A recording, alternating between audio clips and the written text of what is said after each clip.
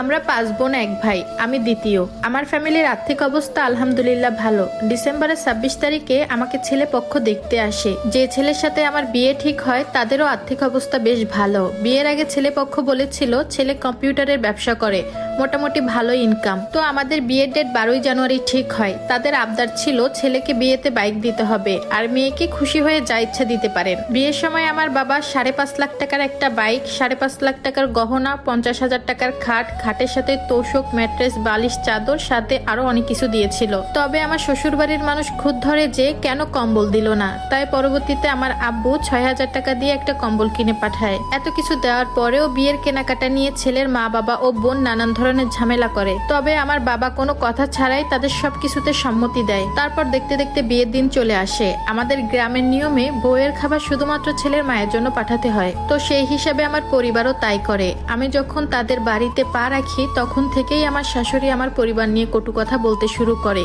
কেন তাদের 14 গোষ্ঠীর জন্য খাবার পাঠালাম না, আমি যে নতুন বউ ছিলাম সেদিন আমাকেও ছাড় দেননি তিনি। শুধু কি তাই, পরের দিন বউ ভাতে আমার বাবা সহ পুরো পরিবারের সাথে আমার শাশুড়ি আর ননদ তর্কাতর্কি করেন। অথচ যিনি আমার সদ্য বিবাহিত স্বামী তিনিও তার মা বোনকে কিছুই বললেন না সেদিন। আমার বাবা মা সেদিন অনেক অপমান বোধ করেছিলেন। পরবর্তীতে ফের যাত্রায় আমার বাবা তাদেরকে বড় বড় পাতিলে করে গরুর মাংস, খাসির মাংস, মুরগির রোস্ট, রুই মাছের ভুনা, ফিরনি ইত্যাদি রান্না করে পাঠায়। বিয়েতে তাদের বাড়িতে প্রায় 13 লক্ষ টাকার জিনিস যায়। তবু আমার শ্বশুর বাড়ির মানুষের কোনো দিক দিয়ে মন ভরে না। বিয়ের পরপরই জানতে পারি আমার হাজবেন্ডের যে ব্যবসা সেটা খুব একটা ভালো চলে না। ধরতে গেলে সে বেকার, তাই চাইলেও কোনো কিছু আবদার করতে পারি না তার কাছে। বিয়ের কিছুদিন পরেই ঘরে যাবতীয় কাজে লাগিয়ে দেয়, শুধুমাত্র ঘর মোছা বাদে। বিয়ের আগে তারা বলেছিল তাদের 2টা কাজের লোক, কিন্তু তাদের বাসায় গিয়ে দেখি একজন।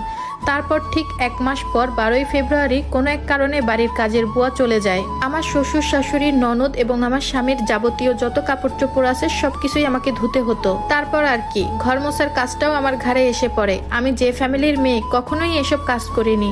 প্রথম যেদিন ঘর মুছতে যাই তখন মুছতে পারতেছিলাম না। তখন আমার হাজবেন্ড আমার কাছ থেকে ঘর মোছার লাঠিটা নিয়ে নিজে মুছে দেখাচ্ছিল। ঠিক তখনই আমার ননদ এসে সেটা টান দিয়ে নিজেই ঘর মোছা শুরু করে দেয় এবং আমাকে নানান কথা শোনাতে থাকে আমার হাজবেন্ড ও শ্বশুর শাশুড়ির সামনে। কিন্তু তারা কেউ কোনো প্রতিবাদ করলো না। সেদিন অনেক কষ্ট পেয়েছিলাম তাদের ওই আচরণে। একটা মানুষের নতুন পরিবেশে মানিয়ে নিতেও একটু সময়ের প্রয়োজন হয়, কিন্তু তারা আমাকে ওই সময়টাও দেয়নি। তার ঠিক 1 সপ্তাহ পর ঘরের যাবতীয় কাজ আমাকে বুঝিয়ে দেয়, সকাল থেকে রাত পর্যন্ত আমাকে কি কি করতে হবে। আর বলে এটা তো আমারই সংসার, আমার এখন থেকে সবকিছুই করা উচিত। তো এইসব কারণে প্রায় আমার মন খারাপ থাকতো আর এই পরিবেশে নিজেকে মানিয়ে নিতেও কষ্ট হতো। এর কিছুদিন পর আমার বাবা আমার শ্বশুর বাড়িতে আসে এবং এসে বলে আমাকে কিছুদিনের জন্য আমাদের বাসায় নিয়ে যেতে চায়, কিন্তু তারা আমাকে কেউ যেতে দেয় না। উল্লেখ্য আমার ননদ বিবাহিতা, তার শ্বশুর বাড়ি কাছেই, তাই সে প্রতিদিন বিকাল থেকে রাত 11টা পর্যন্ত তার বাবার বাড়িতে থাকে। আবার মন চাইলে শ্বশুর বাড়িতেও যেতে চায় না, 2-5 দিন এখানেই থেকে যায় একটানা। অথচ আমার ননদ আমাকে বলে ঘন ঘন বাপের বাড়ি যাওয়া নিষেধ, অথচ সে নিজেই প্রতিদিন বাবার বাড়িতে এসে পড়ে থাকে।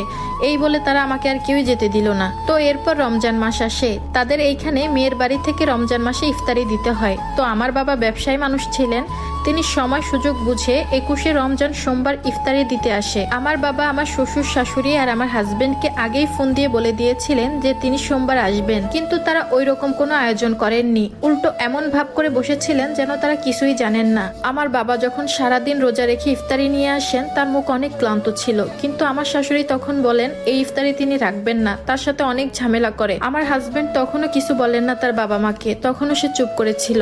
কিছু সময় পর পরিস্থিতি শান্ত হলে ইফতারের সময় হয়। তখন আমার বাবা শুধুমাত্র 1 গ্লাস পানি খেয়ে ইফতার করে সেখান থেকে চলে যায়। সেদিন নিজেকে এত অসহায় মনে হচ্ছিল, আমার বাবাটাকে একটু ভালো মন্দ রেঁধেও আমি খাওয়াতে পারলাম না। শুধু মনে হচ্ছিল আমার মা বাবা আমাকে জন্ম দিয়ে পাপ করে ফেলেছে। আমার বাবা প্রায় সেদিন 15,000 টাকার ইফতার, 20,000 টাকার মার্কেট করে নিয়ে এসেছিল সবার জন্য, কিন্তু আমার শাশুড়ির এতেও মন ভরেনি। আমার বাবা মোট 12 পদের আইটেম নিয়ে এসেছিল ইফতারির জন্য, কিন্তু ছোলা বুট কেন আনলো না এটা নিয়েও খুদ ধরে তারা। এরপর রোজার ঈদে আমি মাত্র 5 দিনের জন্য বাবার বাড়িতে বেড়াতে আসি। আমার হাজবেন্ড 2 দিন থেকেই তার বাসায় চলে যায়। উনি যাওয়ার পরপরই আমাকে কল দিতে থাকে আর বলে মা অনেক অসুস্থ হয়ে পড়েছে, তুমি কবে বাসায় আসবা, তার একা থাকতে অনেক কষ্ট হচ্ছে। আর এদিকে আমার বাবা বলতেছে আমাকে আর যেতে দিবে না। যেদিন ওই ছেলে বউয়ের ভরণ পোষণ দিতে পারবে, বউকে আলাদা রাখতে পারবে, সেদিন যেতে দিবে। দরকার পড়লে বেকার ছেলেকে বসে বসে ভাত খাওয়াবে। আর আমি যদি নিজে থেকে যাই তাহলে আমার বাবা আমার সাথে আর কোনো যোগাযোগ রাখবে না, কারণ তার চোখের সামনে তার মেয়ের এত কষ্ট সে সহ্য করতে পারতেছে না। এসব ভেবে ভেবে আমি ডিপ্রেশনে চলে যাচ্ছি। দিন দিন পাগল মনে হয় নিজেকে। আমি যে কি করব আমি নিজেও বুঝে উঠতে পারতেছি না। আমার অসহায় বাবার দিকে তাকালে আমার কিছুই আর ভালো লাগে না। আর এই স্টোরিটা একটা আপু লিখে পাঠিয়েছেন, আল্লাহ মাফ করুক, এমন শ্বশুর শাশুড়ি জামাই আর ননদ কারো কপালে যেন না জুটে। এমন শ্বশুর বাড়ি আর শ্বশুর বাড়ির মানুষ হচ্ছে সমাজের নিকৃষ্টতম মানুষ।